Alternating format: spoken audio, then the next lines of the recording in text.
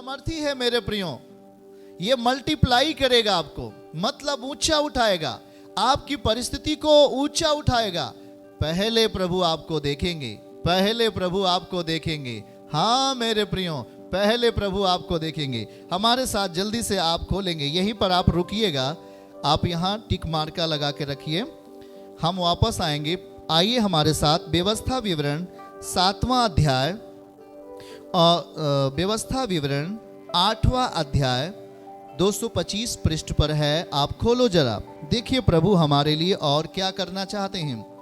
आप जानते हैं आपके पास वचन आ गया है, पर आप कुछ परीक्षाओं में भी चलते हैं। परमेश्वर अगर आपको कुछ चीज देना चाहते हैं तो उसके लिए निश्चय ही आपको पहले तैयार करेंगे। परमेश्वर आपके जीवन में कुछ ऐसा भी काम करना चाहते हैं। 8 व्यवस्था विवरण 8 अध्याय और उसका 2 पद से पढ़िएगा, 2 पद से।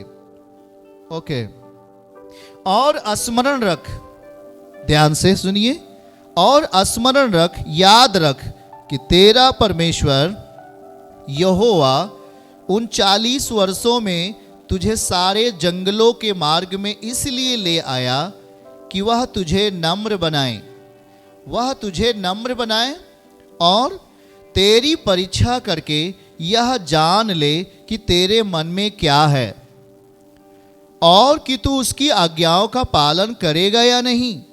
3री आयत, उसने तुझको नम्र बनाया और भूखा भी होने दिया, और फिर वह मन्ना जिसे ना तू और ना तेरे पुरखा ही जानते थे वही तुझको खिलाया, इसलिए कि वह तुझको सिखाए कि मनुष्य केवल रोटी से नहीं जीवित रहता, परंतु जो जो वचन यहोवा के मुख से निकलते हैं उनसे ही वह जीवित रहता है। 4थी आयत, इन 40 वर्षों में तेरे वस्त्र पुराने ना हुए और तेरे तन से भी नहीं गिरे, ना तेरे पाँव में सूजन आई, ना तेरा पाँव फूला। और फिर अपने मन में या तो विचार कर कि जैसा कोई अपने बेटे को ताड़ना देता है, वैसी तेरा परमेश्वर यहोवा तुझको ताड़ना देता है। इसलिए अपने परमेश्वर, 6वीं आयत, इसलिए अपने परमेश्वर यहोवा की आज्ञाओं का पालन करते हुए, क्या करते हुए, बोलिए हमारे साथ, आज्ञाओं का पालन करते हुए उसके मार्गों पर चलना और उसका भय मानते रहना, क्योंकि तेरा परमेश्वर यहोवा तुझे एक उत्तम देश में लिए जा रहा है। हाथ उठा के बोलो, हम एक उत्तम देश में जा रहे हैं। आमीन। एक उत्तम देश में प्रभु हमको लेके जा रहा है, जो जल की नदियों का, तराइयों, पहाड़ों से निकले हुए गहरे गहरे सोतों का देश है।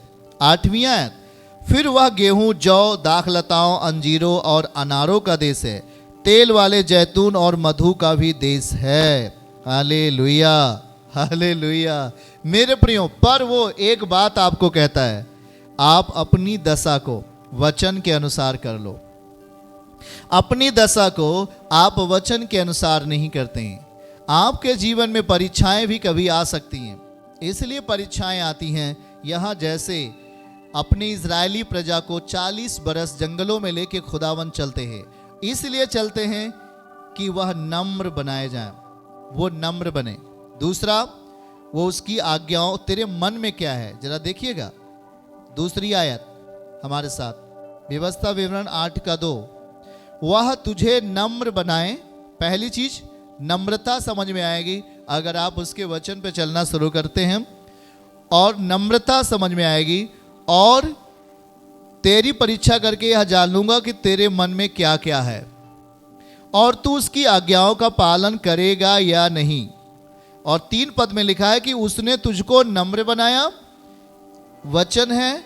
और एक समय परमेश्वर हमको कुछ ऐसी परिस्थितियों में लेके जाएंगे जो आपको अच्छा नहीं लगेगा। यस, जो हमें आपको अच्छा नहीं लगेगा, परमेश्वर को अच्छा लगेगा। ऐसी परिस्थिति में लेके जाएंगे, उस समय आपके पास कुछ चीज दिया गया है, विश्वास योग्यता, आपके पास वचन दिया गया है। चाहे जिस परिस्थिति में होकर जाएंगे, एक फील्ड से होकर जाएंगे, एक मैदान से होकर जाएंगे, एक घाटी से होकर जाएंगे, और या उबड़ खाबड़ रास्तों से होकर जाना पड़े, पर वो जो वचन आपको दिया गया, जो आपके अंदर परमेश्वर ने विश्वास करके आपको वस्तु दिया है, आपको अपना वचन दिया है, आपको अपना शब्द दिया है, उसी पर ही बने रहना है। उसके लिए देखो यहाँ पर लिखा है 3 पद में, व्यवस्था विवरण 8:3, उसने तुझको नम्र बनाया। इस रीति से आप नम्र बना दिए गए। आपको जो चीज अच्छा नहीं लगता, पर परमेश्वर आपको उसी रास्ते पे लेके गया। परमेश्वर को अच्छा लगता है, पर आपको शायद वो चीज अच्छा ना लगे। ओ जी वो बीमारी आ गई, ओ जी ये समस्या आ गया, अरे ये दुर्बलता आ गई। पर परमेश्वर चाहता है कि तू अभी उस रास्ते से चल, ताकि मेरा वचन तुम में कारगर हो। मैंने जो तुझे 1 मोहर दी है, वो 10 तभी बनेगी जब उस पर तुम काम करोगे। और जब हम काम करते हैं तो पसीने निकलते हैं, जब हम काम करते हैं तो थकान आती है, पर हमारा हानि नहीं होगा मेरे प्रियो। उस पर प्रैक्टिस करना है, उस पर काम करना है। बाइबल कहती है इसलिए उसने तुझको नम्र बनाया।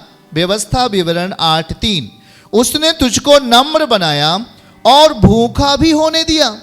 कभी कभी ऐसे समय आ जाते हैं हमें भूखा भी रहना पड़ता है, हो ना, हमें भूखा हो सकता है, खाना भी नहीं मिला। वो परिस्थितियां आपको सुधारने के लिए, क्योंकि आपके पास एक मोहर दी गई है कि उस मोहर को लेकर के आप उन हर परिस्थितियों में जो परमेश्वर आपके सामने लेके आते हैं, उन हर परिस्थितियों में विश्वास योग्य बने रहें। और वो तुझको नम्र बनाए, भूखा भी होने दिया, और वह मन्ना भी खिलाया, जो कहता है कि न तू और न तेरे पुरखा जानते थे, वो तुझको खिलाया। मेरे प्रियो, अगर आप उसके साथ चलते हैं तो विश्वास योग्यता अपने जीवन में रखना है।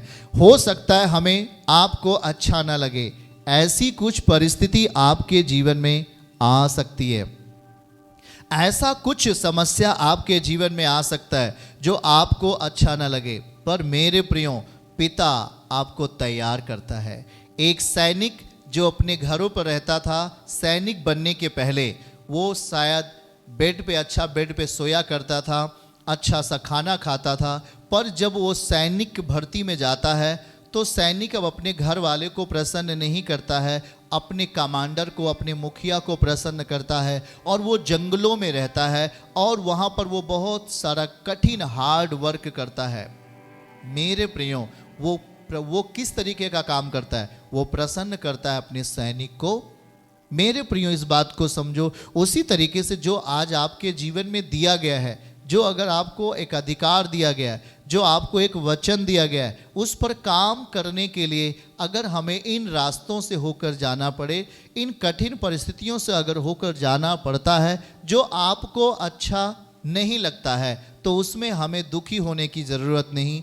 हमें पूर्ण मन से भरोसा रखना चाहिए, क्योंकि बाइबल कहती है मनुष्य केवल रोटी से नहीं जीवित रहता, परंतु जो वचन यहोवा के मुख से निकलते हैं उनसे जीवित रहता है।